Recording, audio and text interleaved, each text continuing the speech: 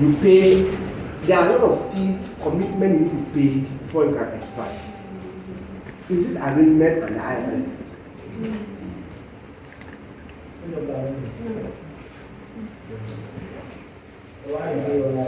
Yes. They've not leave the land to you, but they've given you the right to one. But you pay royalties, you pay fees, you pay this. But you have the right to do what? Use the land. Does this come under IFRS? What is the definition of leases? That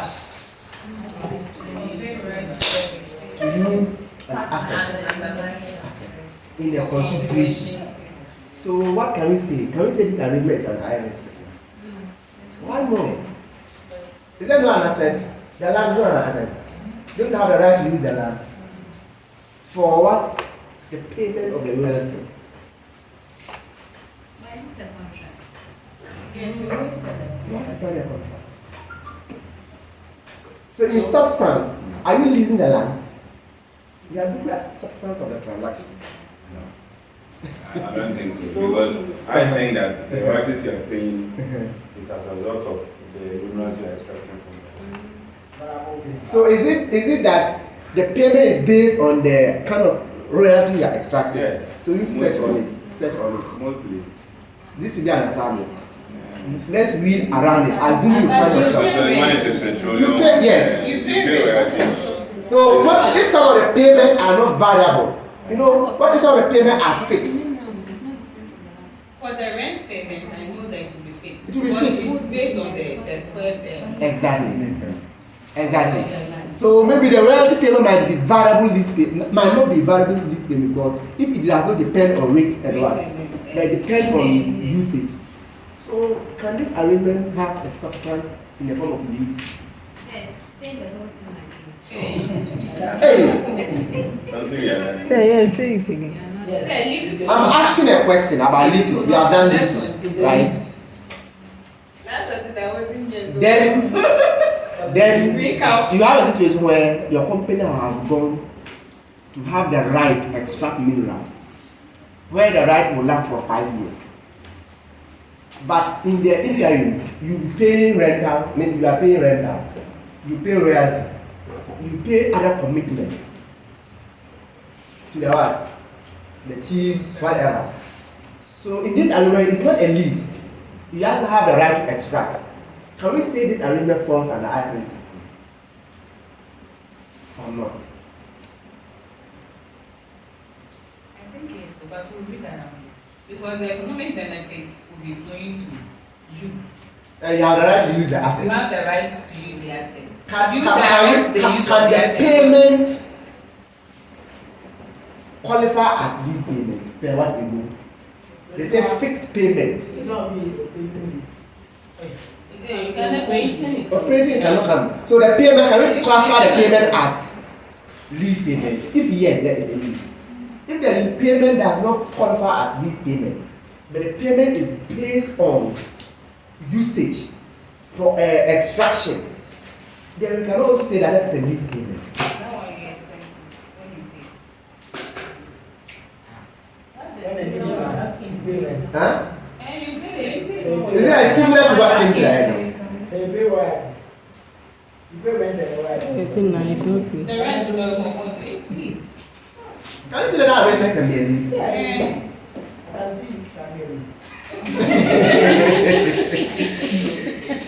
So see, you have done lease. I've told you the concept. But what will come, what they might test you in the exams might be in a different industry. But it's left on you to apply the principle. Maybe I've never mentioned about royalty, the right to extract and all those things. And you see it, you have to look at the substance of the transaction. Do you understand? But by the way they will put the So now, So what are we saying? okay.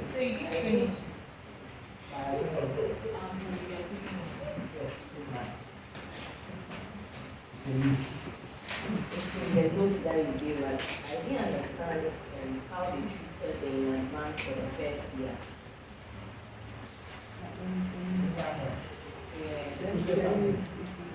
Okay, so XPSC entered into a lease. The following information are relevant, right? So X to pay 5 annual repayment of how much? 100 in advance. Is that right? So because in advance, it's not 5 years. So that means that because 5 years, you have to only look for 1 to 4 years annuity. You understand that? Which gave us 30 301 040 404, right? Then the last year there is some guarantee residual value. Oh, that's not it. Which asset is part of what? Lease payment. Or can you say they also discounted it that to come the last year and add? Now at that point, you see the three 2 6 4 9 4. If you decide to add 100,000 on that day to it, it will become what? It will become what? 4 2 6. So if you put 4 2 6 at the opening, then where the lease payment is, you must deduct what? 100 again. Then what will be the final answer? It's not the same 3 2 6. But if you decide to put the 3 2 6, that means the 100 is already out. So your rental payment will be what? Dash. So when you put the 4 2 6 opening balance, balance. That same day you pay lease. Then the balance for that same day is what?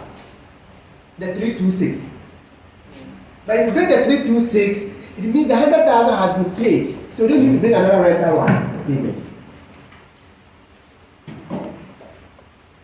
Right?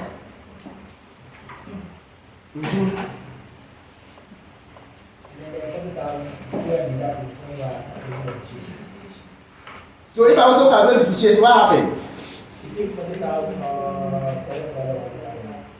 Yes, because the residual value from it before you now depreciate.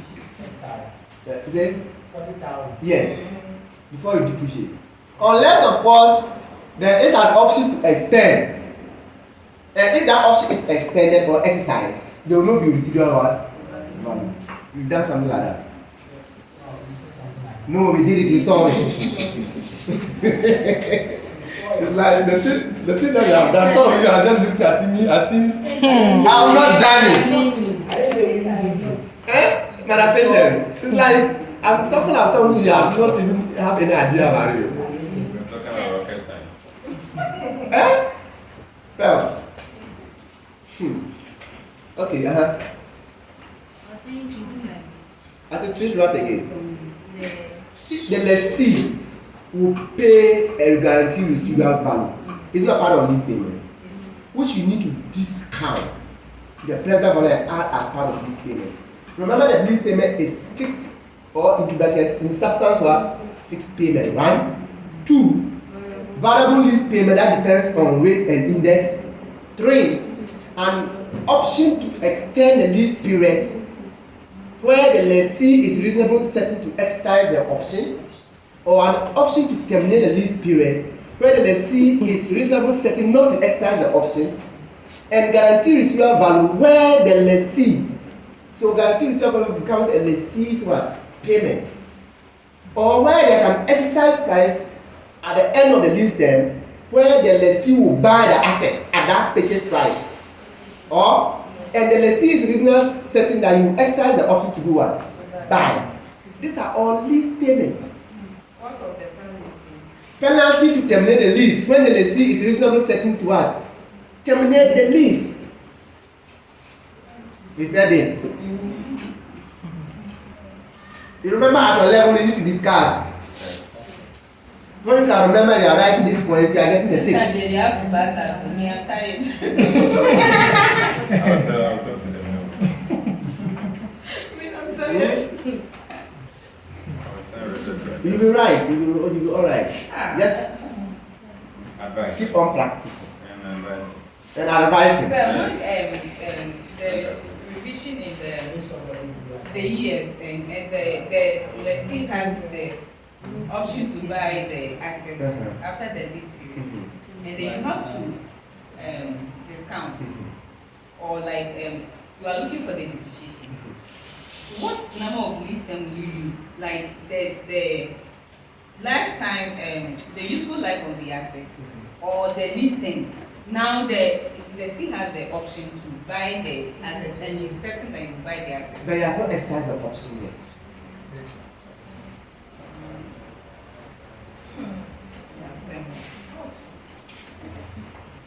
Unless he exercise the option, you can't use the useful life.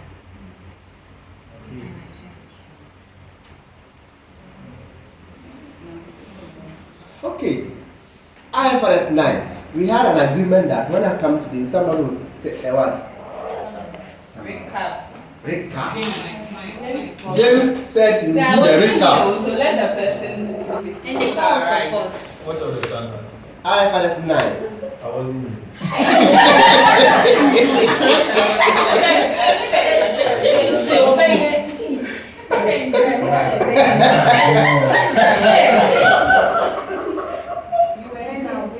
We said that financial is what? Why are you saying it? No, What's the face? financial instrument is what? What is financial instrument? Yes. What is financial instrument? Yeah. It's a contract that gives rise to the other party receiving Any contract where one party is what? Having what? A financial what? asset. You have to say financial asset. Asset. It is in the definition of financial asset that you now tell what and what comes under financial asset. And the other party has financial what? Liability.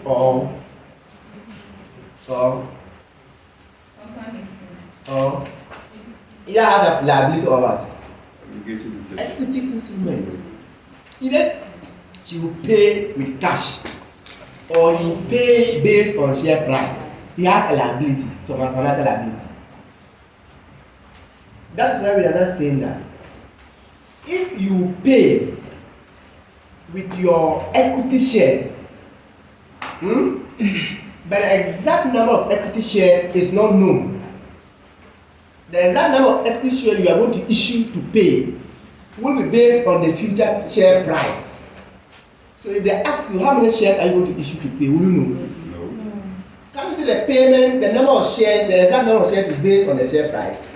They will say that in that case, even though you are going to issue shares, you have a financial what? Liability. But where the exact number of shares is known, that you are issuing those shares, then you have what?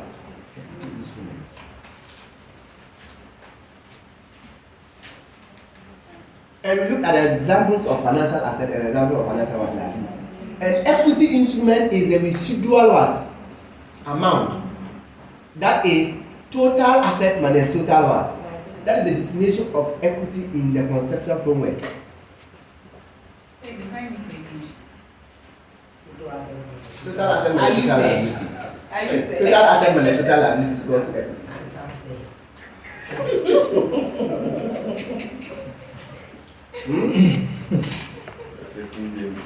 Now,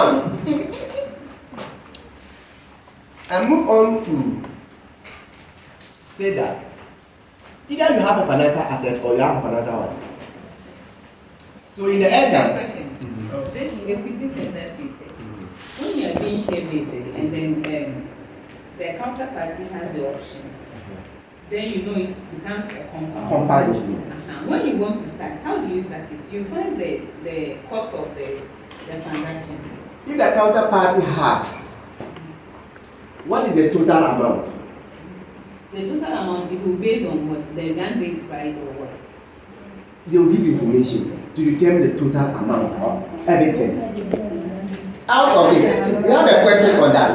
But I created the question. I'm going to say what it is. I didn't bring it. They've solved it, but I don't get the solution. Can we do our financial management? Tomorrow I will send it. So I'm saying that we have a financial asset or what? Financial liability or equity instrument. If you issue,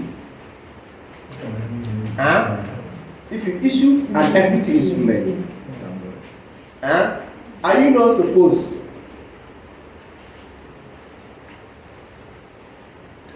pay back? Equity instrument, are you supposed to pay back? Equity instrument, shares, ordinary shares, are you supposed to pay back? No. You see where that river is? You are not supposed to pay back. On the other hand, if you issue debt, are you supposed to pay back? Yes. That is a financial liability. But if you also buy somebody's equity shares, are you not having a financial asset? If you buy somebody's debt, are you not having a financial asset? So when it comes to issue of equity instrument does not give rise to what? A liability. The issue of debt gives rise to what? A liability. But when it comes to assets, purchase of ordinary shares, equity instrument gives rise to what? Assets. Purchase of debt gives rise to what? Assets. Is that what I said? Now, if in your exams, you have to look at which position are you. Are you having a financial liability or a financial what? Asset. And I said that if you are going to have a financial asset, the question will start by saying that you bought, you purchased, you acquired. That means you are the one giving out money to acquire it. So in your books it becomes what? An asset. How do you account for it? So you find out whether you are buying equity instrument, are you investing in shares or you are investing in what? Debt. And the first example is that you can have investment in what? Debt. What did I say about investment in debt? What is the default treatment? Through what? Profit or loss. Or that's ordinarily when you are buying someone's shares, you are there for trading purposes. So if you are holding through profit or loss, what is the treatment? How do you fair value it? Initially, how do you recognize your books? At what? Fair value. Or will you incur any transaction cost? How do you do the transaction cost? You expense it. At the end of the year, if you are going to fair value it, what will be the measurement? At what? Fair value. Then gain or loss will arise when you take it to where? POL.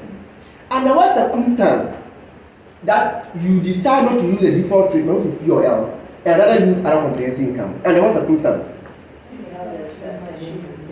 If you have what? A strategic intent, not for speculative purpose. Okay, you are not in there for speculation, but you are in there to hold the instrument for a longer what? Period. Therefore, you are not in for trading. Therefore, you cannot hold through other comprehensive POL, but you have to hold through what? Other OCI. In that case, how do we initially measure the financial instrument? Fair value plus what? The transaction cost. You are going to capitalize what? The transaction cost. You don't expense it.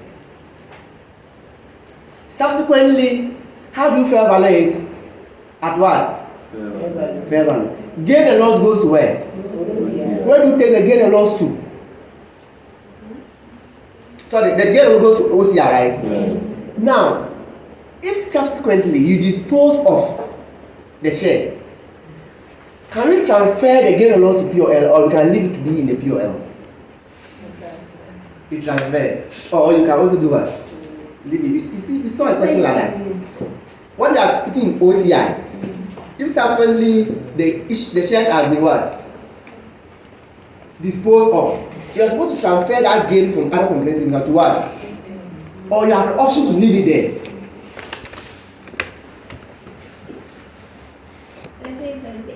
Hey. Valentine Day. You really mean for the Valentine power. So we saw a question under so where there was some transfer, and they said they have an option to transfer from OCI to what? POL. Because if you are classified through other comprehensive income, the gain and loss goes to other comprehensive income. But upon disposal, now remember, if it's a group account and you bought the shares, and you if you acquire more, because you are now gaining a subsidiary status, even though you do not dispose of the shares, They are not gaining what? A statutory what? Remember the agreement is that you have to dispose of what you have and reacquire on that day, right? Before you can calculate the goodwill. So that means there's a disposal. That means that whatever that has been classified into other comprehensive income should now be reclassified to what? Or you can leave it there. So it's a strategic intent that makes you to classify through what? We don't amortize what? Investment in what? Shares. We don't. This is what we did, right? Then we say, what if the investment is in what? Debt. You wrote this, right? An investment in debt. I said that the default treatment should be what? Amortized cost.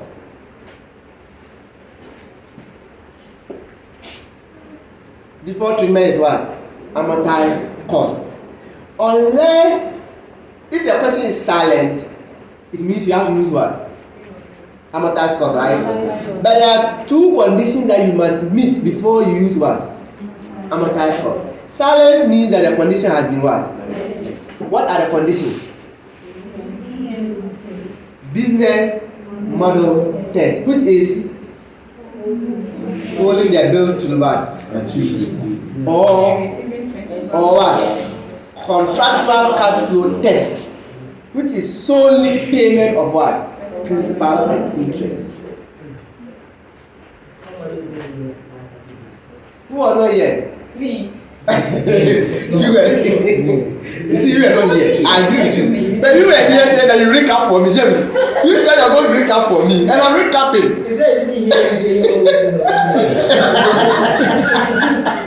Say me, I wasn't here. They are knowing about it. You see? The point is that you don't know how the question is going to come. All you need is what? The principles. Like the way I'm saying the principles. If it happens that it's falling under investment in debt, then you are coming to talk about. The example want to say what I'm saying. We are going to talk about amortization. Yes, you have to tell the example how come. So you see, the example can give a question say that the finance director thinks that what and what, so they have to hold it to amortized cost. Meanwhile, in looking at the statement there's likely that they will what? No hold it to maturity. And they're asking to what? Advise. So you have to tell about these two models and now link it to the case. And then you say that no, what does finance director say is not what? It doesn't meet the amortized cost criteria. So you have to know this. Then, if you are going to hold it to the amortized cost, it means that you have to know the fair value at what? The measurement date, which you bring as balance BD. And that fair value, look, if I will buy a share, let's say I buy 1,000 shares. At what? I'll buy 1,000 shares at a discount of 5%. Okay? Or at 5 CD discount, because there's no figure. 5 CD what? Discount. Have you seen this? You are buying 1,000 shares at 5 CD what? Discount. What do you think is the price?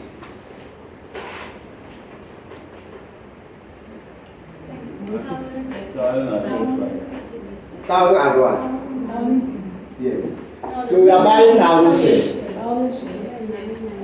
Okay. So that means that we are going to have what? 95 cities, right? 95. So which means that the power value is what?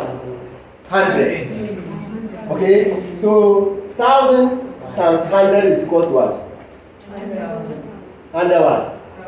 But you are not going to pay 100,000 for the shares. Even though on when you receive your certificate, you have a value of what?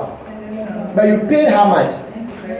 So there's a discount of what? 5, which is what? 5,000. So the fair value at The measurement is the what? The 90 what? 5,000, not the what? But you incur issue cost or transaction cost of 2,000.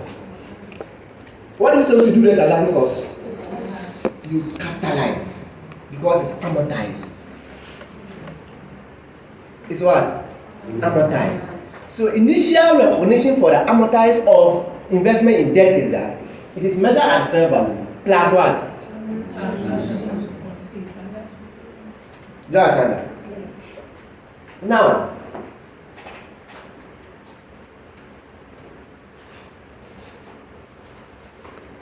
if you bring your balance CD, so balance BD, you bring that to what? It follows by what? The interest. The interest will be the effective one. But this is interest received. It's not a liability. So it's interest what? Received. So the effective interest is always different from what? The coupon rate. So if you have the effective interest rate of let's say 10%, it is on the balance here. Then you have the coupon payment, which you take out to have the balance one. This is interest received. I know I'll pick a question when we go through this. Then in this case, are you going to have any gain or loss? Do you have any gain or loss? No.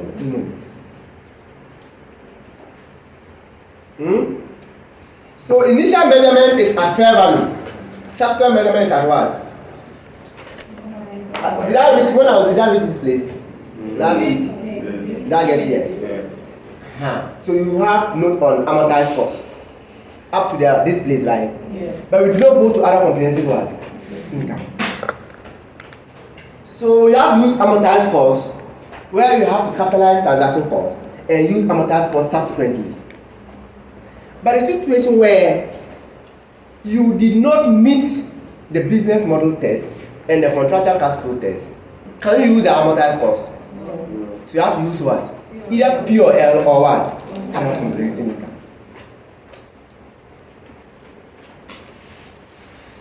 And if you are going to use other comprehensive income, you are going to initially measure at what? Fair what? Fair what? Value. Plus what? Transaction cost. That means here that is at the what? The initial what? In the recognition, right? What are the subsequent recognition? So you said OCI. So what is going to happen is that we are holding through what? So we have done the amortized, we have the amortized cost limit, right? We are holding through OCI, right? So you say that one, initially measured at what? Fair value plus what? Transaction cost. Or this is the initial measurement. When the year ends, what is the subsequent what? Measurement. Instead of subsequently measure it at fair value, you see the other way I say subsequent at fair value, right? You have to subsequently measure at what? Amortized cost. Okay? Which means that you have to say balance what? DD 90 what? 7,000. Bring your effective interest rate. Bring your coupon payment. So if 9,000, what do you call it? 10% on this is 9 what? 700, right? Then assuming the coupon is 10%. 10% on 100,000 and what? Sorry, 5%. 5%. Let me bring 5,000. On 100,000 and what? 5,000, right? So balance carried out would have been what? Would have been what? Yes, sir. 99,000. 99. That's all. There's 7 here. Difference. This plus this. 101. 71. 100. Say, the coupon, how do you get the 6,000?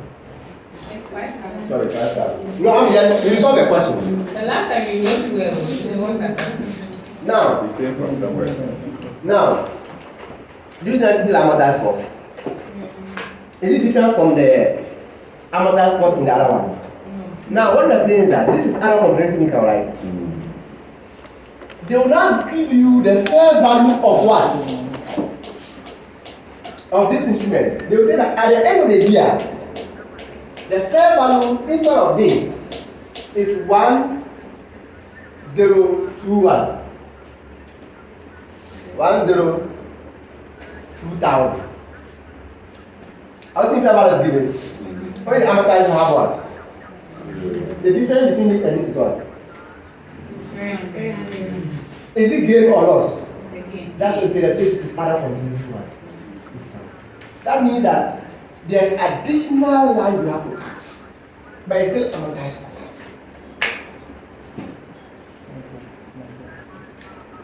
Do you get that? What if it is through what? POL. That means that you just have to hold it at what? I think this was through POL. How will you initially measure it? Okay, you like So that's a question. what we're doing. That one never added in transaction.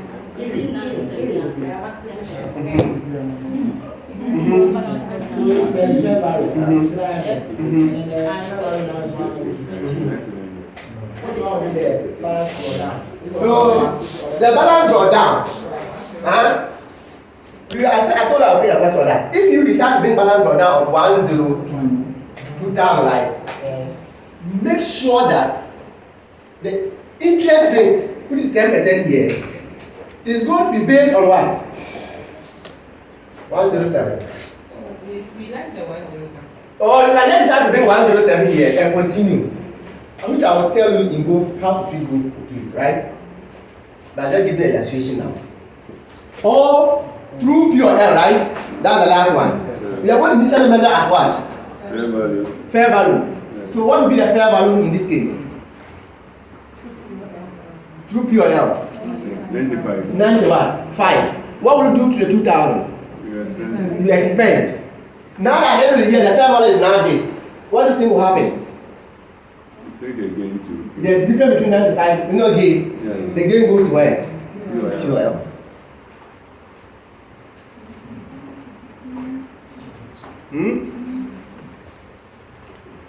I will take a question. That question, you will have it on your phone, then we'll solve it. Everybody will find. Now, alternatively, instead of you buying, you can also issue. If you issue another shares, then you say that we don't have any debt to pay, right? You don't have any financial liability. Because you will not pay. It's an equity one instrument. And when you're looking for equity instrument, you are looking for the substance of the transaction. If you issue preferred shares, if you do not preferred shares, and if you look at it, you are not going to make any payment, there is equity one instrument.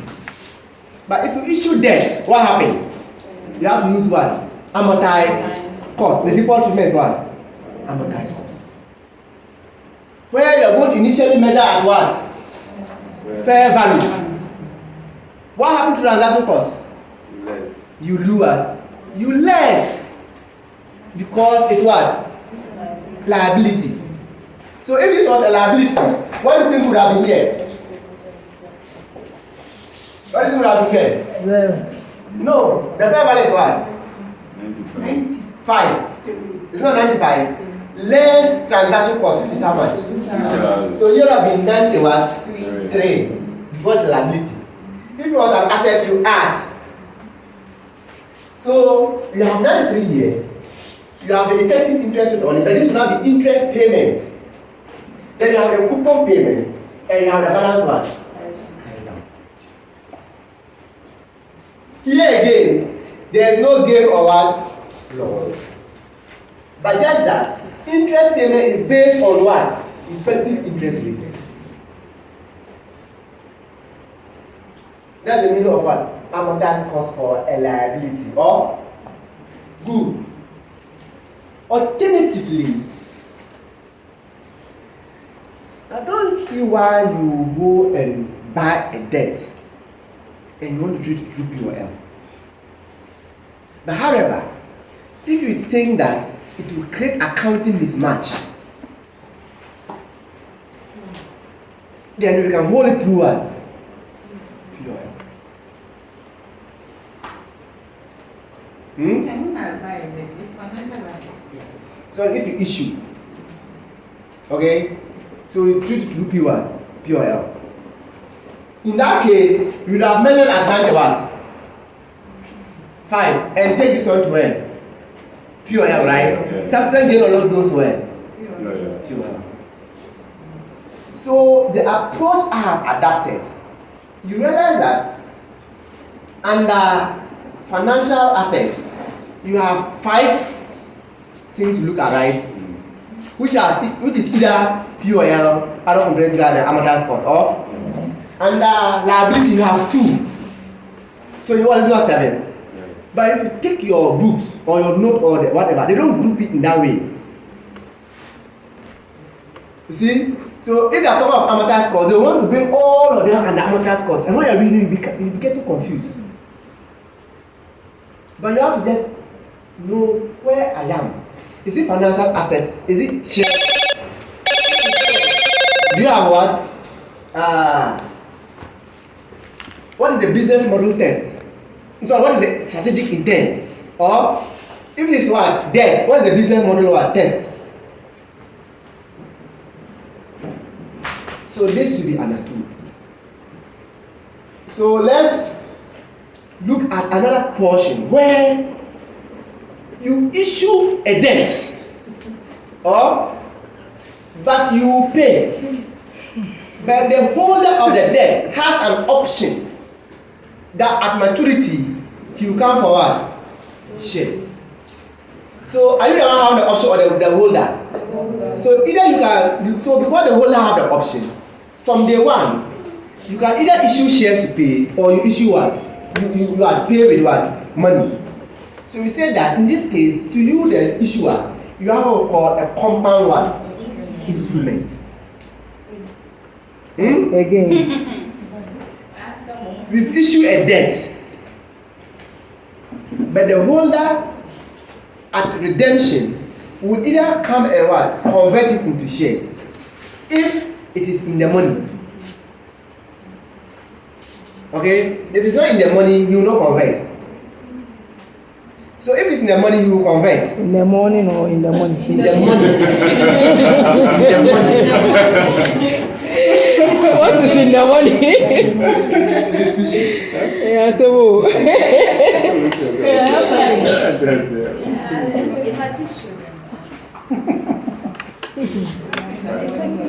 Me go priority issue. All in the afternoon, you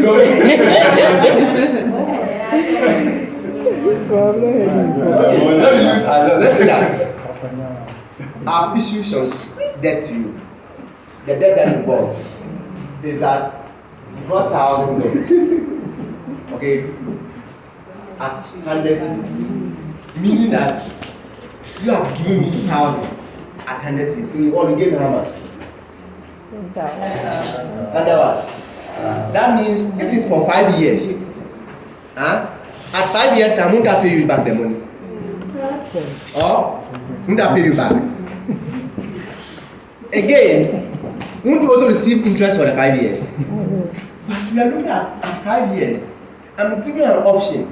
Either that you come and take your CD, 100,000 cash, or alternatively, this one coming for 100,000. You can convert this 100,000 CDs into shares, so that I will issue you shares and become what? Owner of the company. So if you say that, or then you can convert this to shares, that every 100 shares you hold will give you 50 what? Shares. Every 100 shares you hold, every 100 CD share you hold, debt you hold, will give you how many shares? 50 shares. So the means of conversion, if you want to convert, it will be 100,000 divided by what? 100 times what? 50. That will give the number of shares, right? Yeah. So how many shares do you have? I'll get 50,000 shares. You get what? 50 50,000 shares. Do you see that? So it means that you can take 50,000 shares, or you take what? If on that date the share price is 150 pesos, will you go for shares or you go for money? I'll go for cash because Why? cash will be higher. It means this is out of the money. You are out of the money because you lose. You see that? What if the share price is 250 pesos? What will you do? You go for what? The conversion. Or that means you are in the money. Out of the money, This is under financial management, you FM.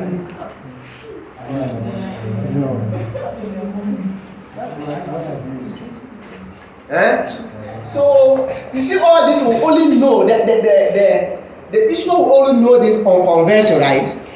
And it's the holder who have the right to do the conversion. So we say that at initial recognition, the what? The holder of the what? The bond, because you issue and he is holding, right? He has a right. So the same. So in that case, we say that at initial recognition, you the issuer have a compound value. So the whole of the 100,000 that you have, you see the 100,000 you have, portion of it is what? Equity. Portion is what? Liability. So you have to determine the liability portion. You cannot determine the equity portion. You have to determine what? The liability portion. Then when you then subtract it from what? The total amount, the difference becomes what? Equity. So the liability portion goes through the what? Amortized cost. That's the meaning of compound instrument.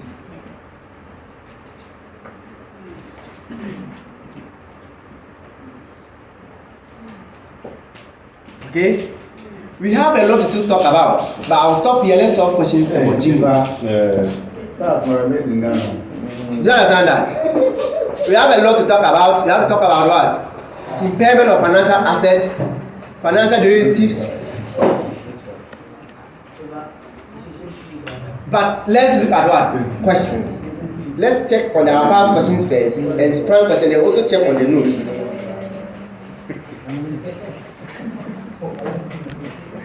So, did you come with your books? Let's check.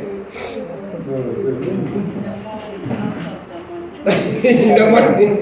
We have at the money. At the money. So making profit. In the money. Out of the money. There's no allowed. the money is breaking. At the money. The money. Yes. That is options. When you do options.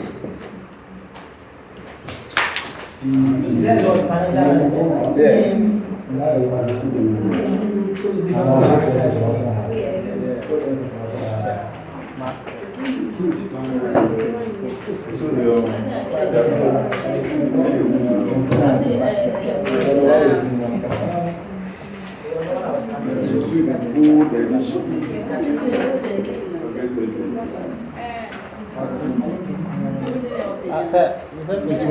Yeah, I'm now looking for the page. Let's check the page. Financial instrument. Which year? I'm now looking for the year and the page. Where's the new financial instrument page? 72.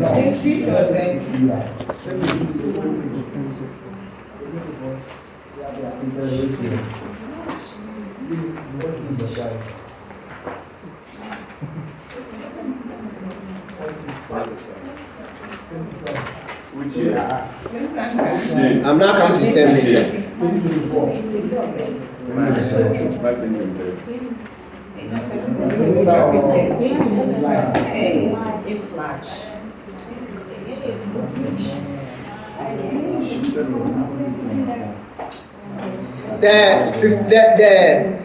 The March 2023, I think there's impairment there, which I have not touched impairment. Let's keep that one, we'll come back to it. Then July 2021, 3, right? Advise whether the cryptocurrency should be classified as financial asset or intangible asset. Cryptocurrency, here. It's also there. That is July 2023.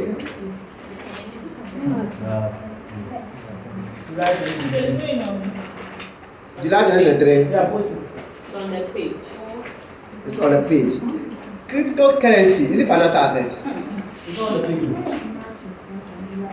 What do you think? You see, these are the things are emerging. Cryptocurrency, what is it? Is it financial asset or it's not? What is it? What is cryptocurrency? What is it? I don't really understand the whole thing. Look at Like some exactly. how does it operate?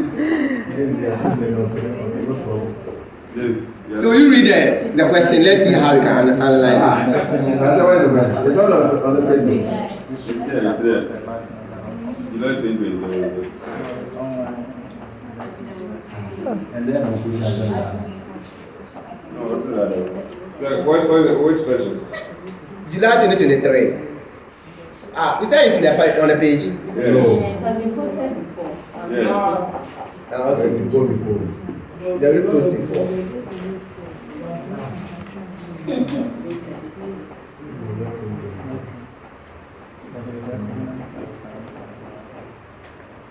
Link shared. In fact, if you don't know what the cryptocurrency is, I don't think you'll be able to classify it. Because if you look at crypto, what financial asset actually is that? Any contract where you have what? Right to receive cash, another financial asset or equity instrument. Or so that's why I was asking, what is the whole arrangement? If it's a cryptocurrency, what is the whole about? So let's see. Let's do the question and see. Question 2. Digital Ghana Limited. Has agreed to work with Texas Ghana Limited in order to develop a new musical platform for the Ghana Musician Association.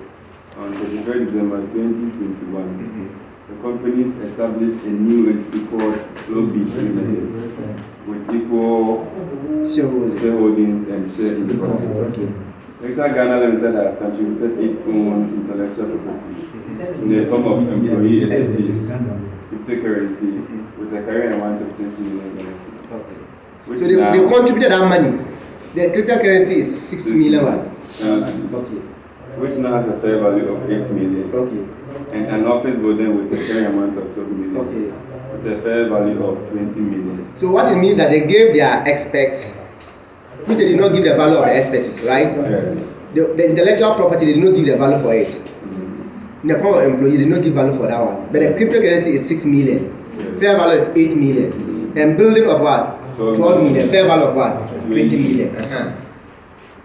The cryptocurrency has been recorded at cost in Digital Ghana Limited statement. Digital Ghana Limited has contributed the technology and marketing expertise required for the smooth operation of Flowbeat Limited. The board of Flowbeat Limited will comprise of directors appointed equally by Digital Ghana Limited and Digital Ghana Limited. Decisions are made by anonymous votes. So you are required to advise. Decisions are made by what? Unanimous. So can it be a joint venture? In accordance with the provision of what? Relevant international what? Relevant, and another word, meaning there are more than one standard. But can't look at it. We said a financial asset is any contract that gives you the right to receive what? Cash. They are contributing a cryptocurrency of 6 million. In return, in the future, they will receive cash. You can't predict. You can't. No. They are going to, looking at the whole, if you read the whole thing, are they going to receive cash? The company established a new entity called Flowbeat with equal shareholding and share of profit, which means that somebody will contribute. So you bring your expert, you also bring cryptocurrency, and you bring building. It's not your contribution. Another person also bring, and they say that they need a unanimous decision. This will mean the IFRS levels to come in. So in when you talk of IFRS 11, are you going to receive cash? But they will share profits. They will share profits. It's a joint venture in So is it related, the profit I'm going to see, is it relating purposes for the cryptocurrency, or they are taking it as a net interest in the new venture? Unless you analyze and tell them that the crypto say there was a contract that will give them the right to receive cash or financial asset or equity instrument.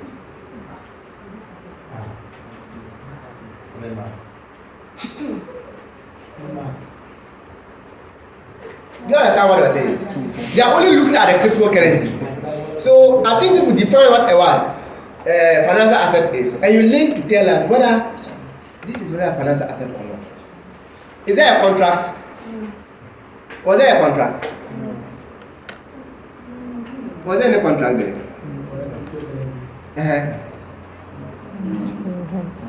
Only that there was a new company as where we are contributing. What was the contract concerning the cryptocurrency?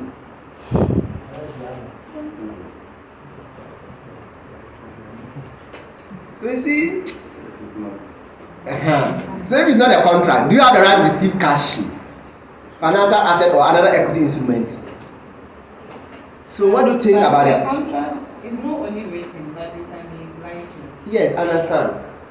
So why would you say there's no contract? And also, they even agreed to share some profit. So I think that this cryptocurrency, it was a contribution towards establishment of a new company. So even if there is a contract, it is not in respect of them receiving back this money. This money, they are going to receive dividend, share of profit equal. Yes. Who does not relate to the cryptocurrency? Yes, contributed a whole lot. So which Outside the scope. you have to look at the definition of financial assets. Let's look at the suggested solution. If I read. Wait, if I read it. Cryptocurrency is a form of digital assets. Have you seen that? Based on network that distributed across a large number of computers. This decentralized structure allows cryptocurrency to exist outside the control of government and central authorities. So cryptocurrency cannot be considered as financial asset since there is no contractual right to receive cash. That's why I wanted to know what it is. Yes, or what? Financial instrument in the form of equity. It does not represent cash or equity instrument. That's what they are saying. So what is it itself? They will give a whole lot of things. Then we move on. Since the cryptocurrency is not cash and what? Cash equivalent, its value is exposed to significant changes in the market value, and there is no contractual right to receive either cash or what? Cash equivalent. It fails the definition of financial assets. The cryptocurrency should be recognized as intangible assets. Yes, it's an intangible asset. So, Pac-Man, Bitcoin, they are all cryptos. Yes. Yes, they are all cryptos. And are they financial asset or intangible assets? What is the definition of intangible asset? Do you know that a non-monetary what? Asset without physical what? Substance. That is the intangible what? Asset. Asset is something that you are going to get control, benefit from it, right? But it is not a financial, it's not monetary. Like bond. Bond is monetary. It's not monetary. And it's also without physical substance. Same applies to crypto, but crypto is supposed to be financial asset. That's what I'm saying. It's a sort of online investment. When you invest cash, then interest will accrue to you. But it's scary. So, typical example of this, Pac-Man, the one that is scam. Pac-Man is Bitcoin and the rest. They are all cryptos. Me, I don't know. I've not really read much about it, but does it mean the definition of financial asset? That's what Yes, it's just like doesn't. investing money into many In this case, it doesn't mean, but Simply. it is. Now, this I would was say it's a online. it's In this case, no. I think in this, it can mean. Scenario. I know it can mean, like in this scenario, it was something that was given out. So maybe they will derive the meaning from how it was couched in the question. In the question. Yes. Fine. But not the actual. That means you have to Google and find out is cryptocurrency a financial asset or financial liability? Or intangible asset. Yes, you have to do that research. Intangible financial assets. You see how the questions look like in level 3. Possibly. Yes. Yeah. You see how it looks like level 3. There's no way that so level 2, the lesson I saw the financial statement extra. Yes. Okay, what we have here is not a It's financial. not a financial asset. It's not an intangible asset. This is because a cryptocurrency is neither cash nor an equity instrument of another entity. Entity. That's what they said. That means, frankly speaking, I don't really know how the dealings of cryptocurrency is. So it's nice. It's very nice. You can do it overnight. Like lotto. You can digest this.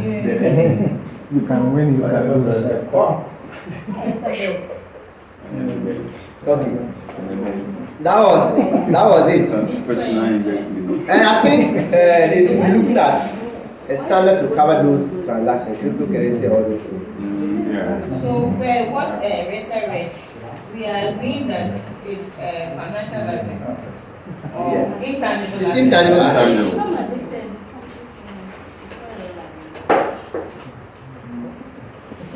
You see it for consultants. Next question. I said, that's what we are. But what can we do again? Let's move on. Let's go to the next question.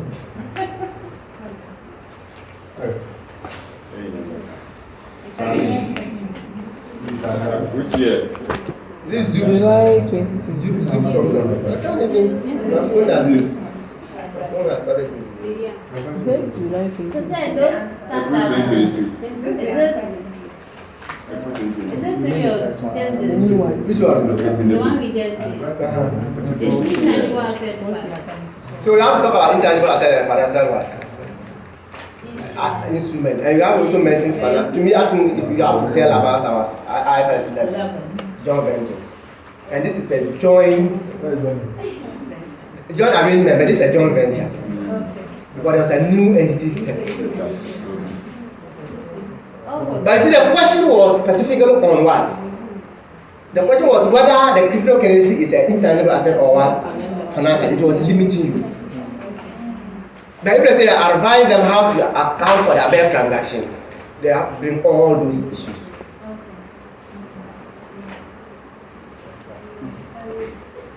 Okay.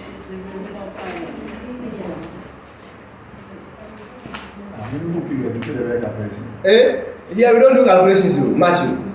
You are advised. Look at the second one, 5 marks. How are you supposed to solve it? Zeus Limited manufacture is what? Equipment for lease or sale. Let's look at the question. The following transaction relates to Zeus Limited for the year ended 31st what? December 2020. So, which year? April 2022. Please say it.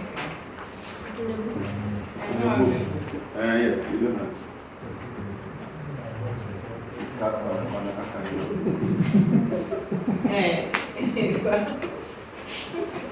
If I say copy your money.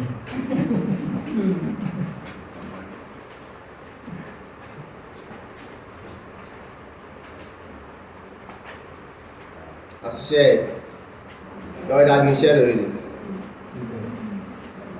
It has been shared. No. Okay. So this one they are allow you to answer it too. Huh? I'm going to allow you to answer. But I just finished talking about it. James, listen very well. Everybody. Madam Patience, listen to this question and answer it from you. On 1st January 2020. Huh? Zeus raised finance by issuing a deep discounted what? Bond at a nominal value of what? So that means the par value is what?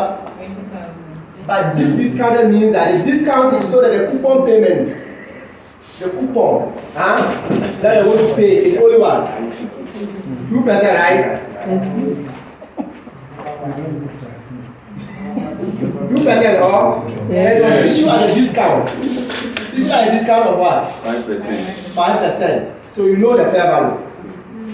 And it is redeemable in what? Of what? At a premium. Of what? 2150. How many years time? 2 years. 2 years. There is no issue at Cost. the bond has effective interest rates of what? 10%. Required. Recommend to the directors of what? Zeus Limited. How the above transaction should be what? Accounted for. In accordance with what? Relevant financial reporting what? So what is the standard to deal with it? 2 months.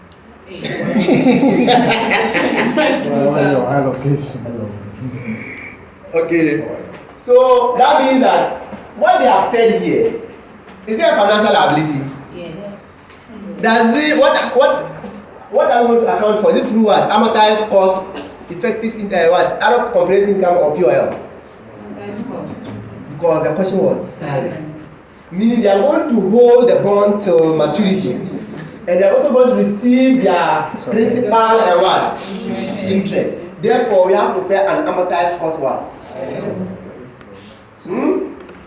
So if I'm going to pay my amortized cost schedule, what do you think will be my balance right now? So my balance brought down. Okay? So year one, that is which year is that? 20 what? 20. We said we should initially measure it at what?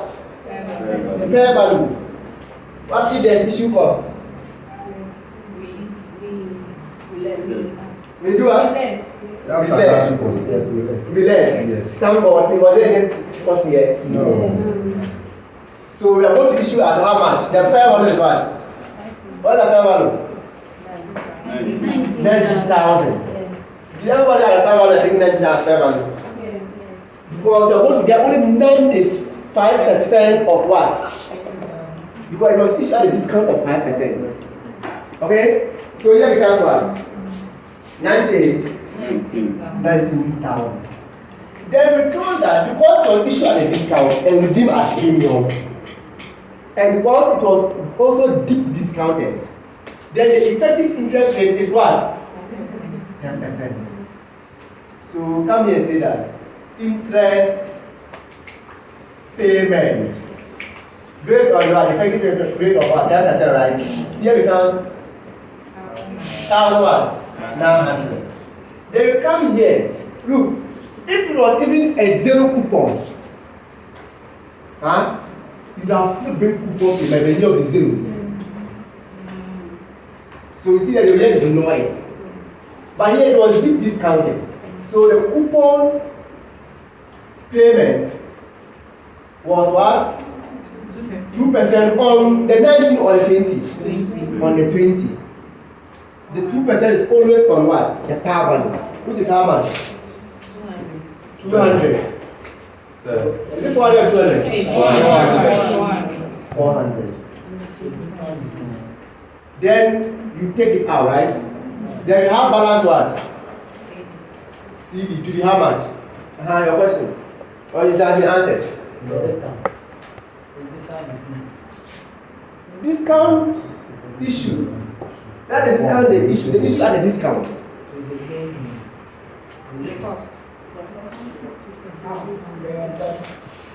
This is the move of the one using the When he issued, instead of getting 20,000, he got only what? 19,000. Because he gave a discount. So discount issue. The number about issue. How much money do you actually get?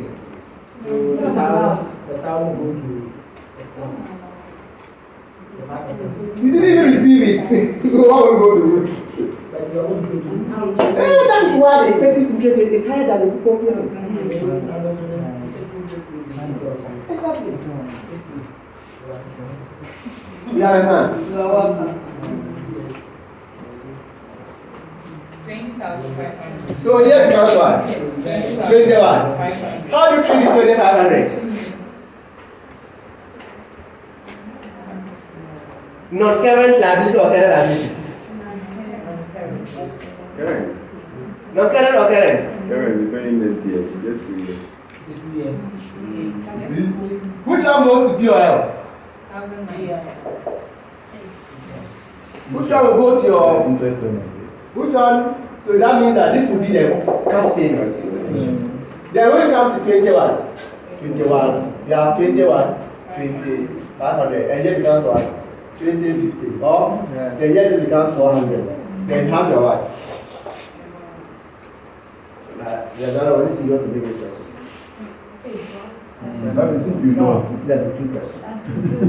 That was here reading the question thinking that it was Now we are advising. anyway, it's the same. This one will not give you all the marks. What the market scheme says. The question is that. The statement of profit or loss extract, the statement of financial position extract, the amortized cost schedule. That's 3 months. Okay. So you see, when they say you advise, have you seen that you have your addendum? How would you see? I ask you, where does this one go? Where does this one go? You do an extract and you tell them in writing. So that the extract will just explain without writing much. You see that in our question, anytime they say discuss, they like doing extract. They want to explain what they are putting. Okay? That's the meaning of advice. So said the non-current liability will be the 22 one, the second one that we have completed. And the difference will be the current. Is it the final payment you need? This one we don't have non-current and current. This is no lease. Yeah. So which one will be the liability? The point is that the whole thing is a liability to be paid. Oh, so sitting here, this is the total one. Liability. When are you supposed to pay? When is the loan supposed to be redeemed? If it's 2 years, then you have to pay this the full year. Then it becomes current. If it's like you have to pay 4 years, it becomes non-current. The last year you take it to current. You don't have current and non-current. You don't split it because you are not paying anything. This is what it is. We are paying so much. You are holding to maturity to pay the principal at maturity. That is why. So your last year is where the whole thing become what? Current. Unlike lease, where you have to just non-current and what?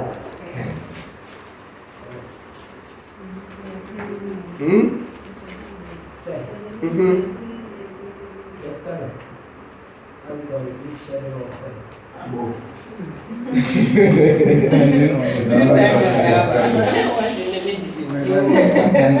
That's right. Because this one, when you do scheme and you get to the Yes. you like it. Yes. Yes. That, you get what? 22150. It's not that. Hold on. Look at something. They said it was also you have to pay at what? Premium, right? Check something here. On 2 years, I want to pay this money. Huh? In 2 years, I want to pay the 20,000. Yes. Apart from that, I want to pay another money again. No. You pay premium. Apart from paying the 20,000, you pay additional what? 2150. Assume you make all this payment, will you have a liability? No. Check and see whether it is there or not. Yes. That's what I did. I got there. You understand what I'm saying? So if you decide that, look, if you decide that in the year you only paid what? The coupon payment. That means you have to pay 20 and what? 250. So yours will be what? 20 to what? 50. That means a liability. If only you pay everything, it will be what? 0. So this plus this is not 2250. It's not the same thing here. So this plus this minus 400 will give you this one, which is this and this. Or either you bring all of them in as you paid. If the person says that at the end of the year they have paid everything, then you have a liability of 0. So the parent's liability now is the 22,150. Yes, this is supposed to be your parent one. Liability. When you add the interest and the balance capital, you get 2,550. You don't get 2,215. Yeah, Yes. yeah. This plus this minus this is what? Okay, then get 2,215. Is that right? Which is this and this? They already know. They know why they are paying a premium. Now, all this were factored into the discount, the effective interest rate. So you see that automatically when we do everything, here it counts this thing. That's why the premium was this. So if they say this is a liability, why they didn't show liability of 2,150 in the worksheet? That means everything was what? Paid. But this is a liability for 2020. So the person, there's extra sales for what? The person says for what? Only 2020. Is that right? That's why you're showing only what? 2020. That's a liability. Then you have to also show only what? This and this and this. This is not needed. But the question is limited to what? 2020. So if you mean in 2021 there will be no liability. It can be liability if you have not made a payment. There can be liability. Eh? Okay, November 2021. Let's have November 2021. Ajara Limited. Eh? March 2022, I've not taught you. I want to finish this one and go and look at that one. Who's that one?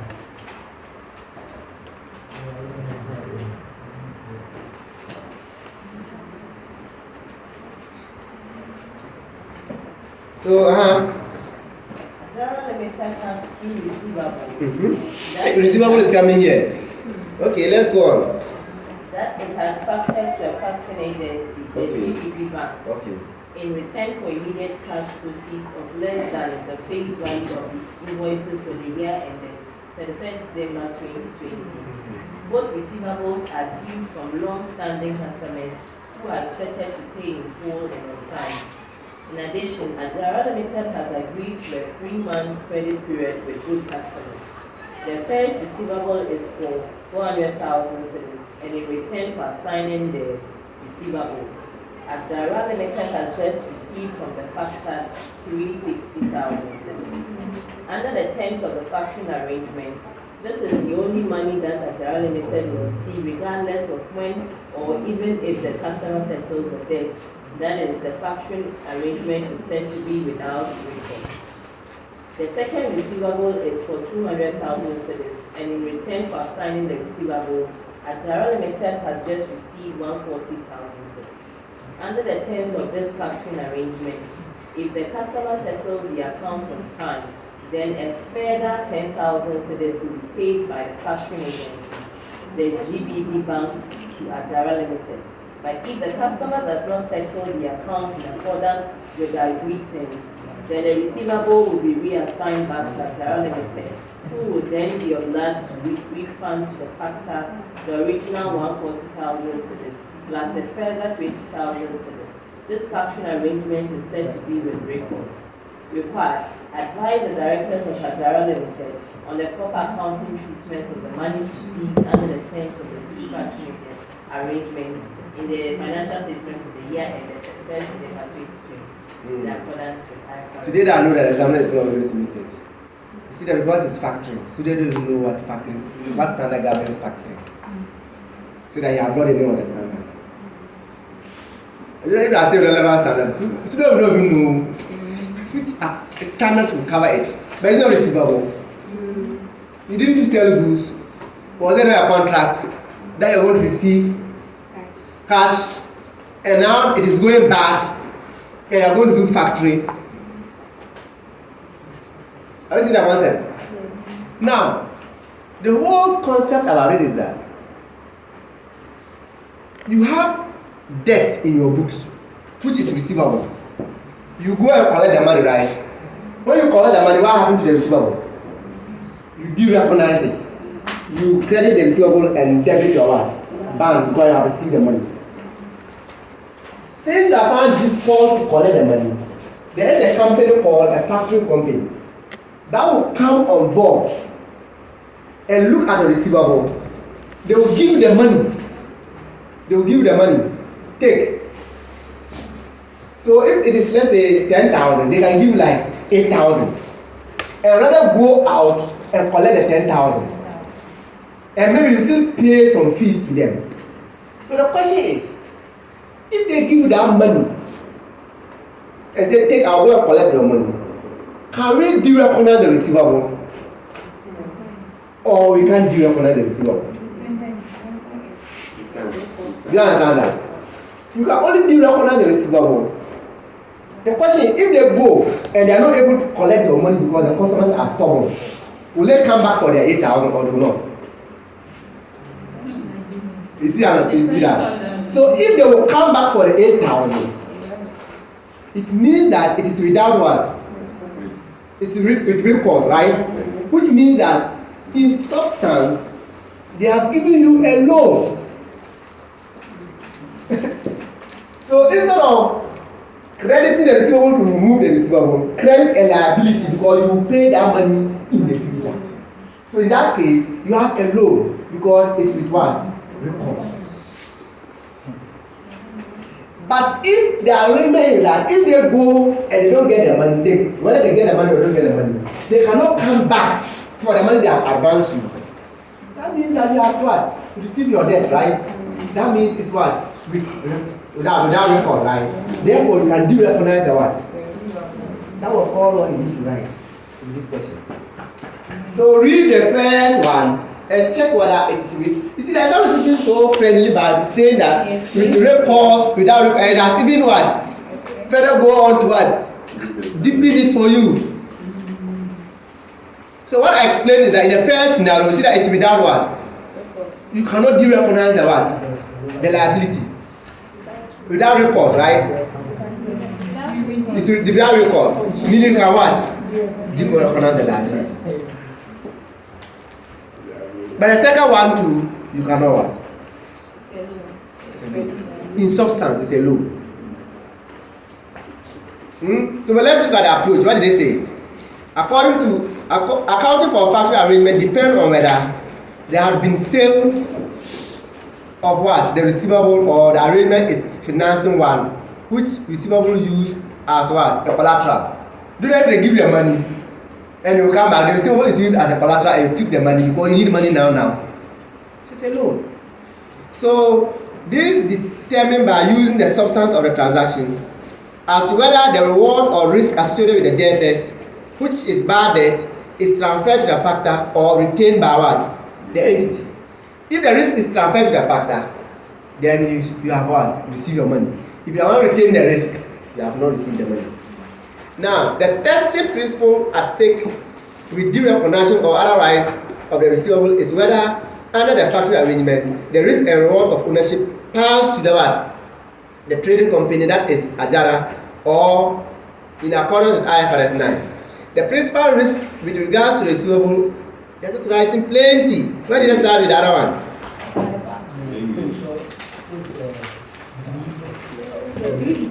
The 360,000 has been received as one of a non-refundable sum in the first agreement, right? This factor is without recourse for what?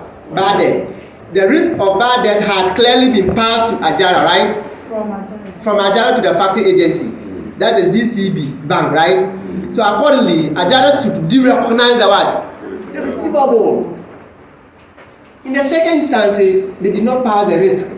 They cannot de-recognize the receivable. They have received a loan. So take note of it too. I will not read the second one.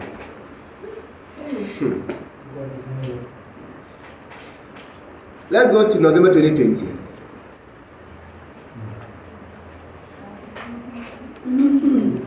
During the year ended 31st Please, always try and bring your. I think everybody here will have the past person. Try and bring it along. Try and come along with it. Try to speak.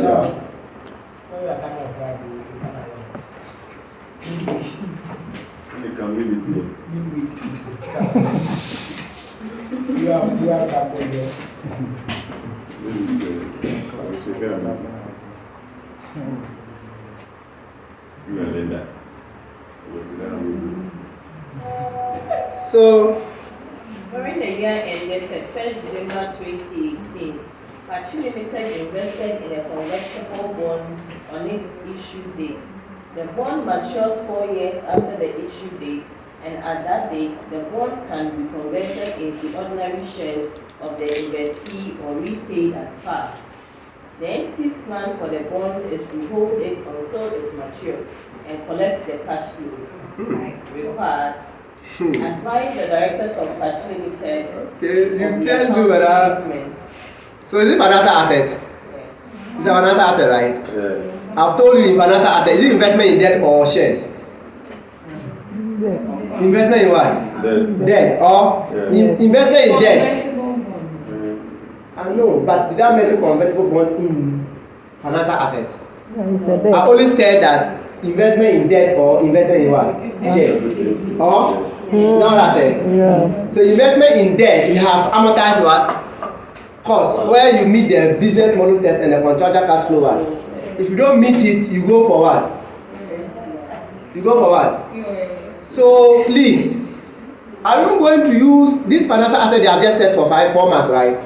Am I going to use amortized cost? Am I going to use POL? Or I'm going to use other comprehensive income? That's my question. Amortized cost. Amortized cost is to do what? Is to meet what? Business model test, where they say to hold till what? Did they meet that one? Yes. What are the SPPI? And we collect them. Did they meet it? Yes. What is the meaning of SPPI? Solely payment of what? Principal and what? Interest. But is it not convertible? Are you going to take solely principal? No. Don't they have the option to convert? If they convert, will you get the principal? No. So you do not meet it. Solely payment of principal and interest. Meanwhile, looking at it in the future, you can either collect what? Equity or what? The principal. Is it solely? No.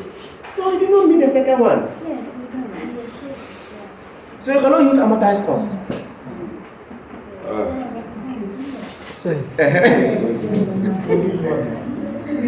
Advice. Do you get where we are coming from? SPPI solely. It is only the principal. So anytime you have investment where at maturity you have the right to convert to shares, you have defeated that purpose of what?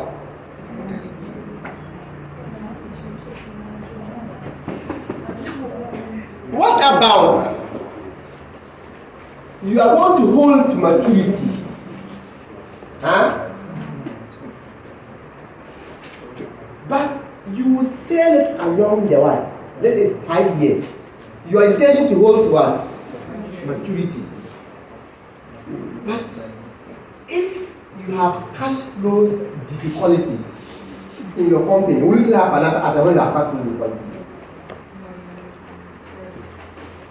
Do you get that concept?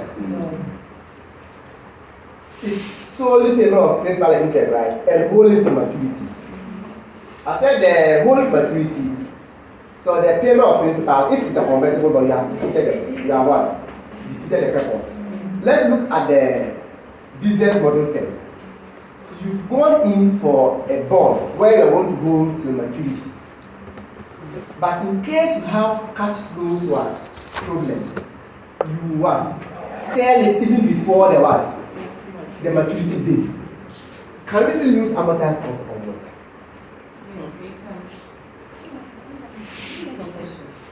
Do you get my question? No. You bought a bond that will go for how many years? 5 years.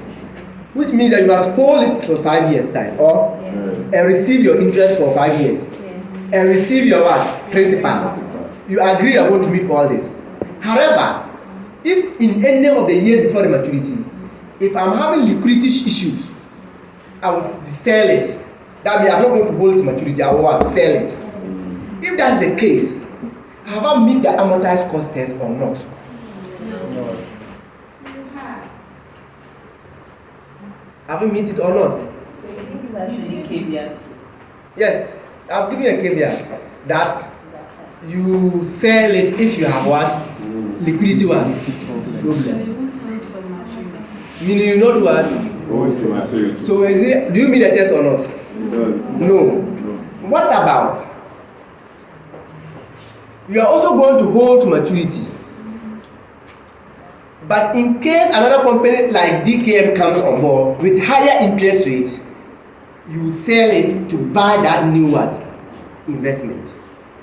Do you meet the maturity test or not? No. In the two cases, you do not meet. So here, what the standard is saying that your intention is to still hold to what? Maturity. The fact that you have liquidity problem and selling does not negate that intention. Therefore, you meet the business model what? Test. But He said this. But you're not yet. The last, not recently. You know, I can't say everything unless we start solve the question and some of the things come. You know, I didn't even talk about the entity own credit risk. We are not there yet. You understand? So what we are saying is that when you look at the business model test, be careful. Your intention is to hold to maturity, but you are forced to do it. Doesn't mean that you have changed your intention. But the fact that you don't have any liquidity problem, you can just see another nice investment and you sell it and get the money and invest again, then you are not intending to hold to what? Maturity. So I put it in simple terms so that we read.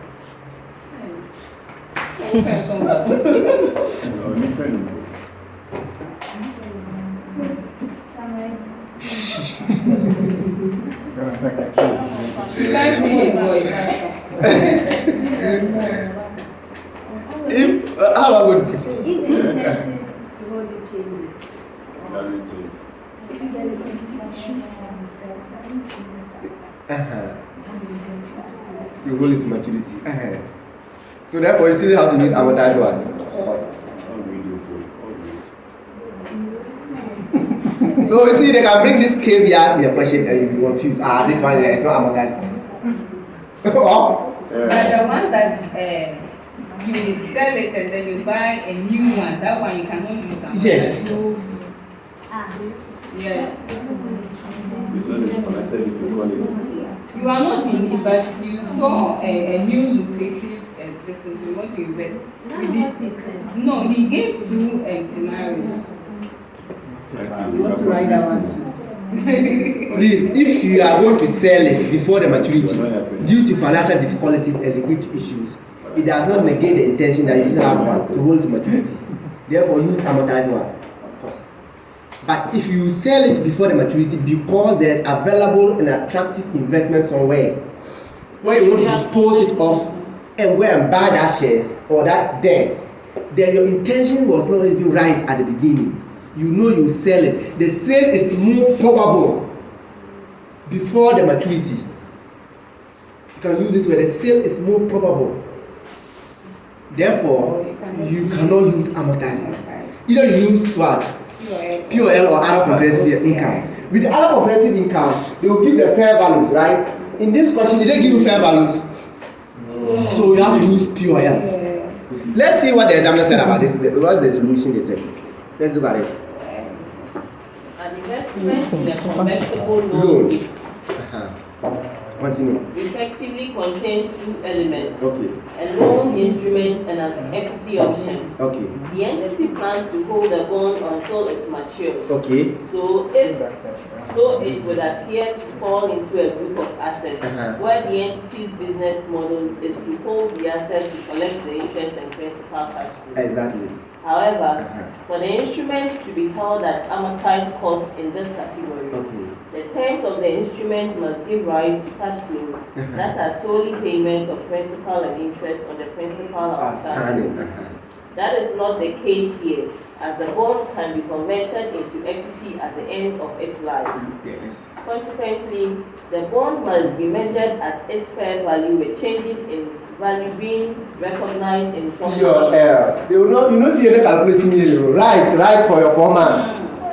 So this one was not true amortized. No. Because of the convertible.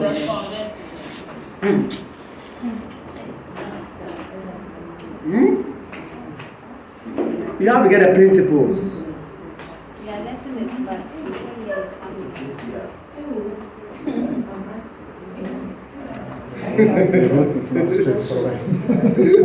That is not the questions I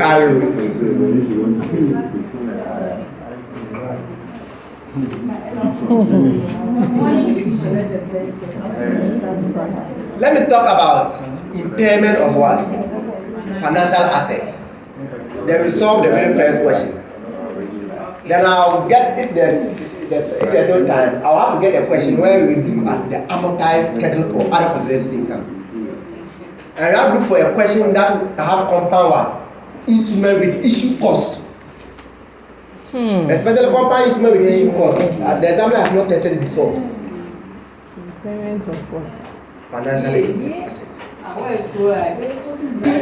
So, what is the standard for impairment? IS what? 36. On what type of assets?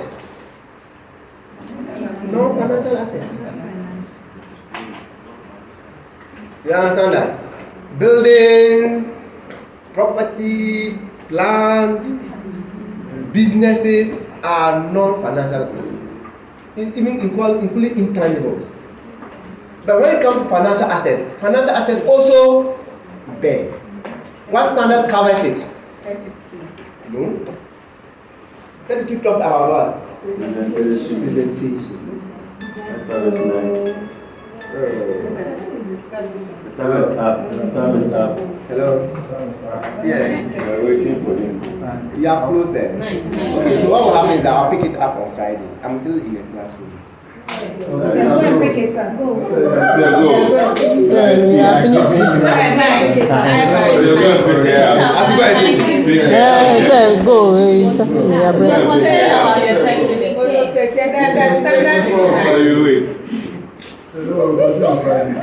Let's go. Then we are going.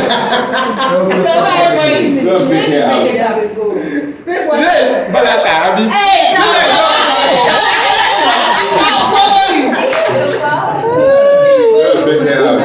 So let's continue.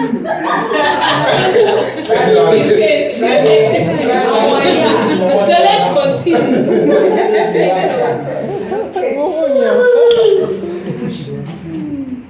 If you don't come and complain, you say you can go. And you will do it. Friday, do you have class? Or you take it morning? You see that I don't have a social life. And it's very bad. You see I don't have a social life. Very bad. You are excused after we pass. After we pass, the man has been like that every year. And so when we pass, you I can can go. When we pass, another more people will come. You can go without them. Okay. So financial asset is that you have to receive what? You have to receive the cash, or depending on whether the person who is paying you can pay you the money or not. Is that not the case? So if you feel that the money you are supposed to receive, the way the person's business is going, you will not be able to receive the money. Won't you write off bad debt? Won't the financial asset reduce? Doesn't mean that the financial asset has impaired. If the current amount in your books is 20,000, that's how much you're supposed to receive, right? But because of the customer business, you are expecting that you can only receive what? 19,000. Is the current amount not more than the current amount? It's not impaired. So impairment here is not under IFRS 31. 6. So IFRS 9 still talks about what? impairment of financial assets. So what IFRS 9 is talking about impairment is that if, for example, you are a bank gives loan, you don't have the financial asset. Where did the bank get the money from? Deposit, right? BOG. So they get 100,000 cedis at BOG for what? 10%. Or if they want to take this 100,000, won't they give it out as loan? At what rate? Why would they give it at 10%? Do you think they will give it at 10%? No. Why are they going to give it at 15%? Risk. Have you seen that? It means the customer is what? Riskier, right? Yes. And the higher the risk, the higher what? The return, or? So that means that the return must be 50, right? The day you were giving the 100,000 to the customer, didn't you think that the customer was risky? You knew, right? Yes. So do you think you have received all the 100,000? That means day one, the loan has been paid.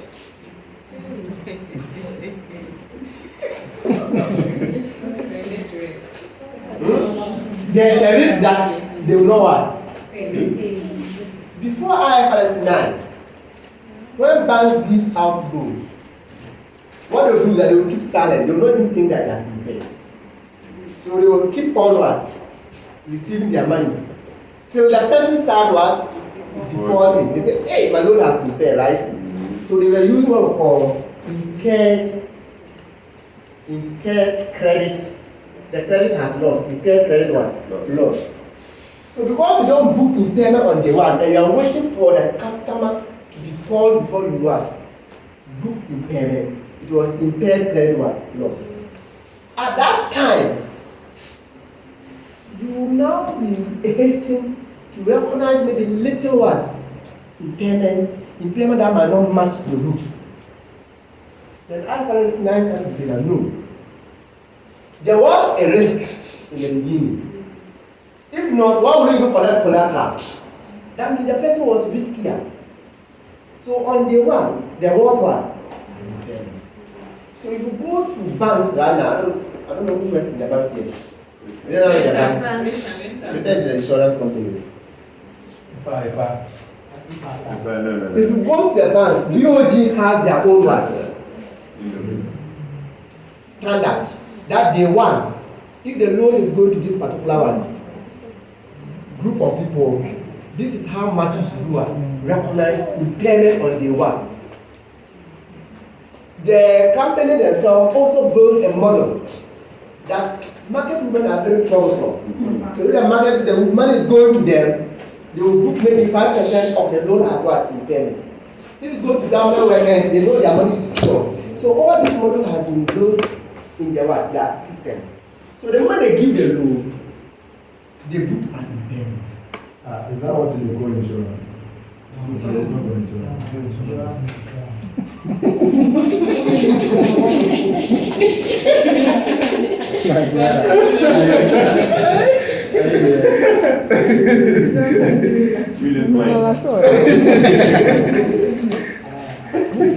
Right?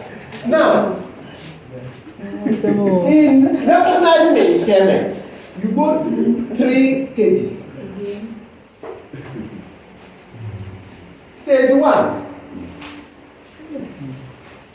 The loan is for how many years? Let's say year 1 to year 1. 5. On day 1,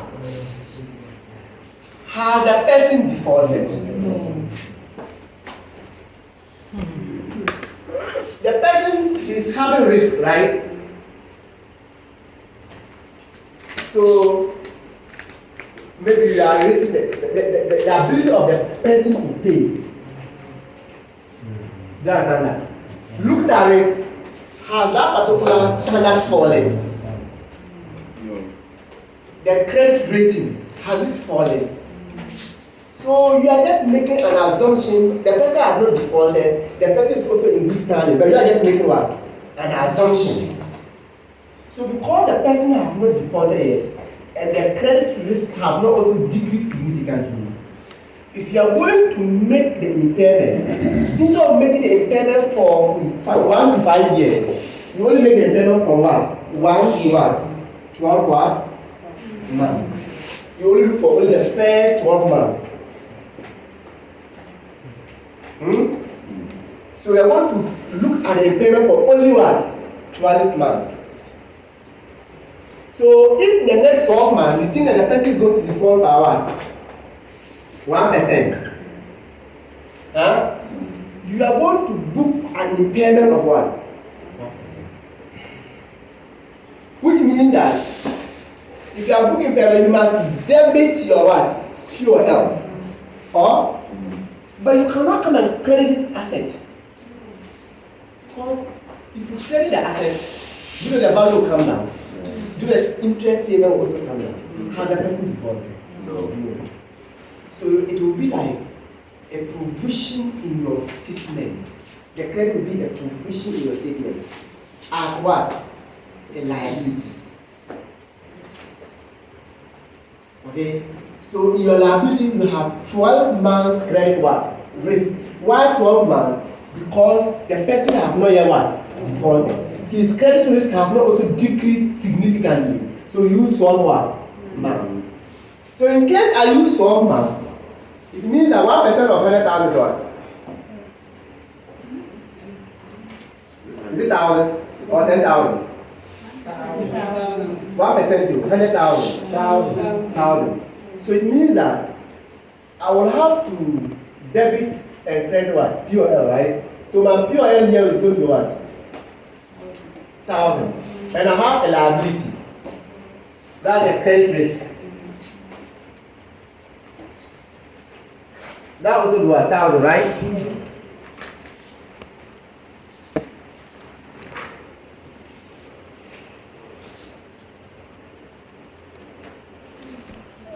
That will be what? 1,000. But when I'm going to amortize, I'll use 100,000 to amortize. Do you understand that? No. Why? Because I'm using 12 months what? Expected credit what? Risk.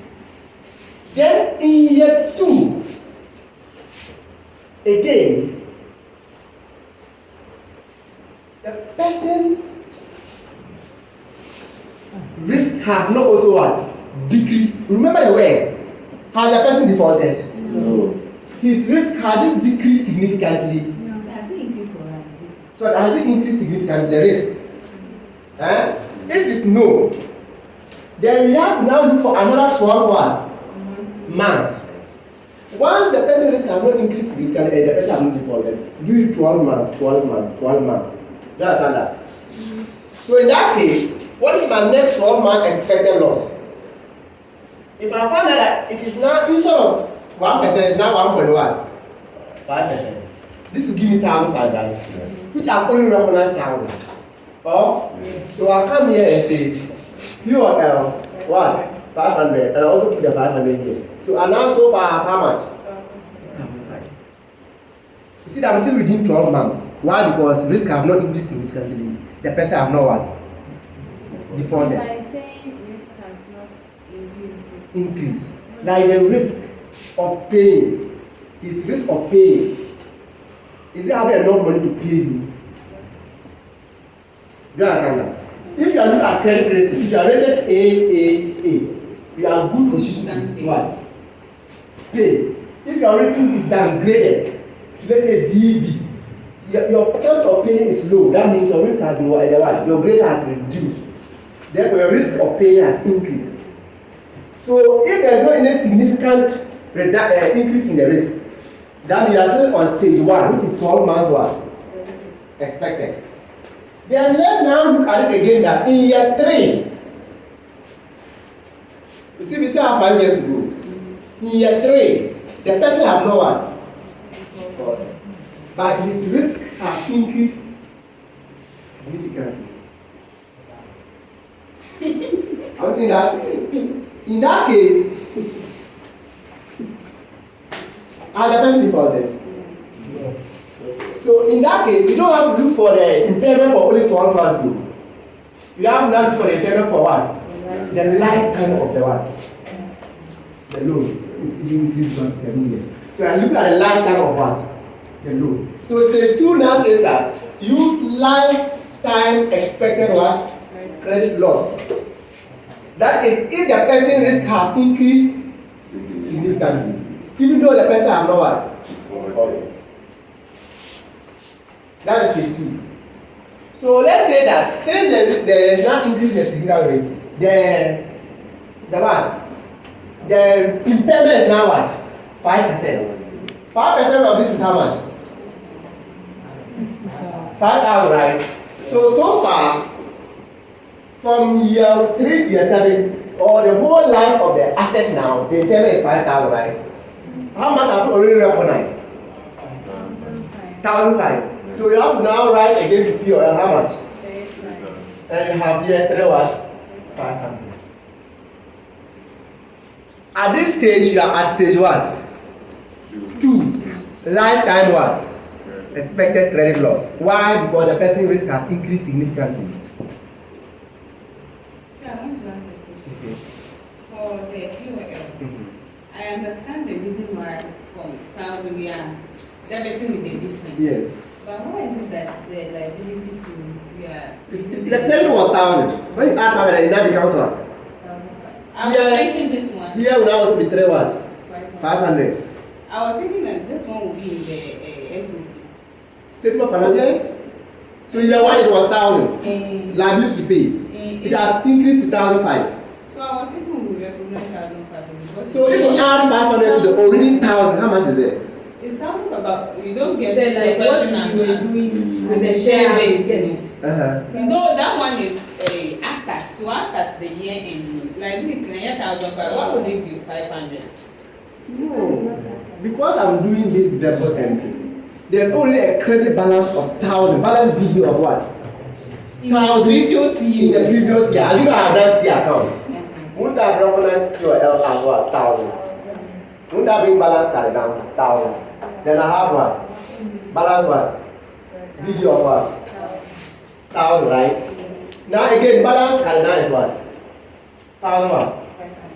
So how much am I adding here? But at the year end, will you write 500 or 1,000? You will write 1,500. Hey, so why don't we write 1,500? If I write 1,500 here, it means I have Is it to because you are doing the Double entry. So the one that you do it as you do the shares. A share base This is and we are crediting because there's already 1,000 there. You are crediting another what? 500. so that I know that assets is And something. you can do it shares business. You want the Guinness model. Okay. I So I'm at a 2 because the person risk have what? Increase what? Significantly, right? But the person have not what? Defaulted. Then in year 4, the person now what? Default. I now move to stage what? Yeah, the person have now what? Default. But it's still lifetime expected what? Credit loss. Lifetime expected credit loss. Okay? It's still lifetime expected credit loss. So when the person defaults, the lifetime expected credit loss is now what? 600, 6%, right? So which means that I already have what? 5,000 here, oh? Yes. So I have to bring another what? 1,000 here. And I'll bring what? 1,000, right? So I'll now have 6,000 in my liability. But the person have now what? Defaulted. So because of that, my loan has impaired by what? 6,000. So I'll go to my asset now and reduce the asset by what? In all these cases, I won't be reducing the asset because the person have not defaulted. But at stage 3, the person have not defaulted. So I'll now go there and impair by what? 6,000. But I cannot write all the 6,000 to POL because over the years I've already recognized. I can only write one. Then I'll now go and write this one off to the assets. That means I knew it. So I was making provision for assets. But it will take me by what? Surprise. That's why I say that expected credit loss. I knew it would happen. So stage 1, you were good. So I'll recognize 12 months. Once they are good, I'll make it 12 months. Once they increase significantly, I'll go lifetime. But once they default, I'll recognize it. Even though, look at something, the 1,000 that we had here, even though we did not subtract it here, when you are calculating the what? The effective interest rate. You know, you bring balance BG, effective interest rate, you don't subtract 1,000. Is that what I said? Yeah. But when you are presenting the financial statement, you must take 1,000 out. You know, we have, it's a financial asset. So balance what? Cut it down, right? And BG. Effective interest rate, let's say 10%. I'm not subtracting the 1,000 from here. Because it was still what? They did not default. So the interest rate will still be what? 10,000. By the end of the year, when I'm going to present my financial assets, you know that I've credit liability. You understand? So I have to what? Show only what? The net. So you realize that in the business valuation we're doing, there was an impairment. We took the impairment out of it, even though it was 12 months, before we could get what? The equity figure. That is on the face, it must be taken out. But on calculation, you don't take it out. So you know the stages. Stage 1, 12 months expected credit loss. Stage 2, lifetime expected credit loss, but not what? Defaulting. Then stage 3, lifetime expected credit loss, but now it's now what? Going to default. That's the 3 stages. Huh? The stage. What I'm saying is that stage 1 is that the person has not defaulted, and there's no also increase in what? Significant risk. So use 12 months what? Expected credit loss. Stage 2 is that the person has not defaulted, but his risk have increased significantly. Use what? Lifetime what? Credit loss, but don't impair the assets. Stage 3 is that the person have defaulted. Still use lifetime what? Credit loss. That's where the impairment Yes, yes. That's when we are reducing the assets. On the okay. Let's go back to what they said about which year. There was a question you were asking me to do, right? Which year was that? March 2023. And how many months was there? How many months was there? 5 months. Is it 5? Oh no. That year alone, financial instrument was 15 months. Hey. You know this in March 2023. I'm going to screenshot it. Financial instrument, only what? Financial instrument 15 months. But this is it will come. This is it will come.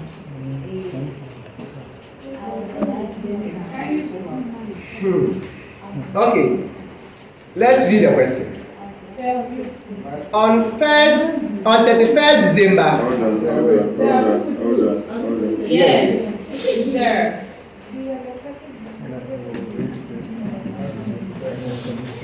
Now, question number.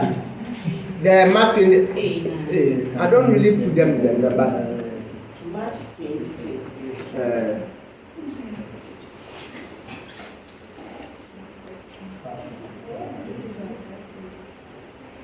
So on 31st December 2022, Hamza Limited purchased. Purchase means what? What?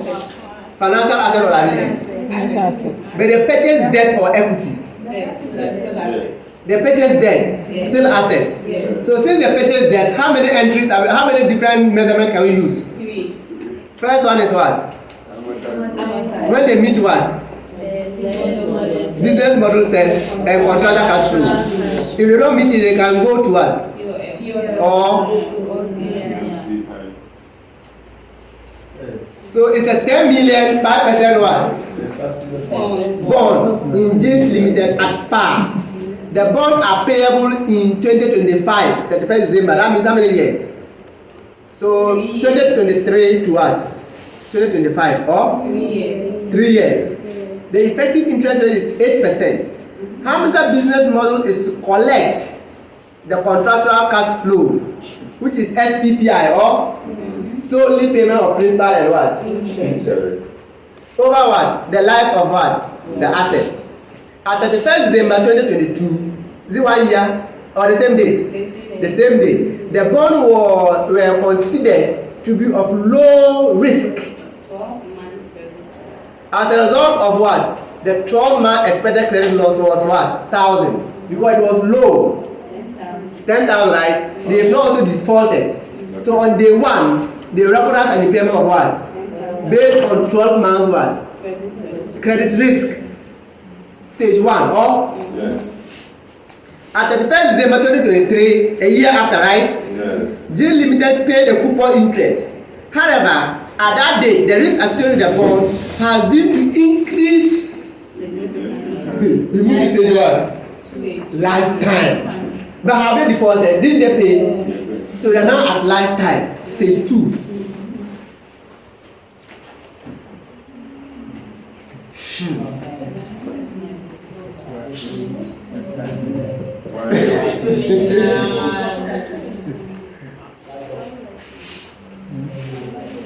It's not difficult. At all. It's not difficult.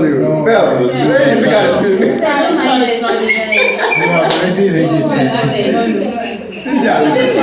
Cynthia, why?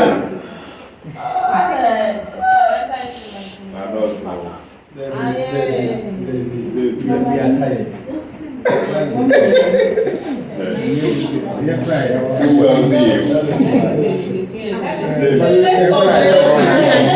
That's the question that's all.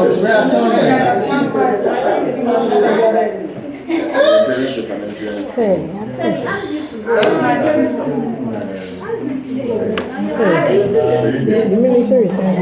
The ministry is very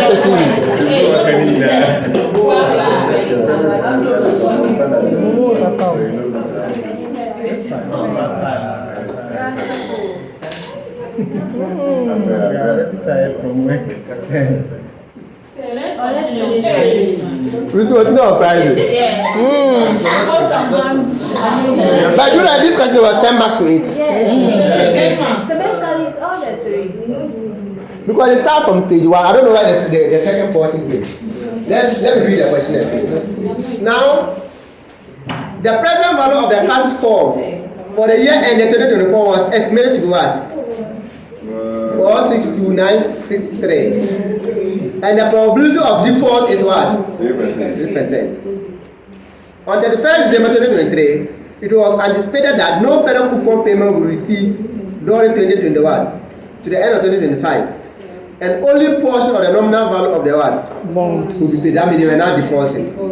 So the present value of the bond was now what? 6,000. With the 5% likelihood of default. So we now move to stage 3. So the examiner was confused. He doesn't even know which standard to apply. And he says that with reference to the relevant what? IFRS. Calculate. Not only that, discuss the financial what? Report treatment of the bond in the financial what? Statement of Hamza Limited for just the year ended 2022 and what? Including any impairment loss. 10 marks. So the information I'm receiving is that this question has to just leave it and solve it on Saturday, on Friday.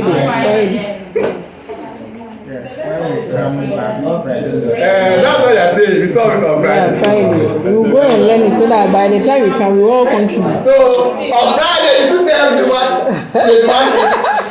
Yes, on Friday, you tell what stage 1 is. So I wasn't here. So today you are here. He's still not here. Very good. Thank you. The body is here, but the man left long ago. No, I mean, Yeah, it's good.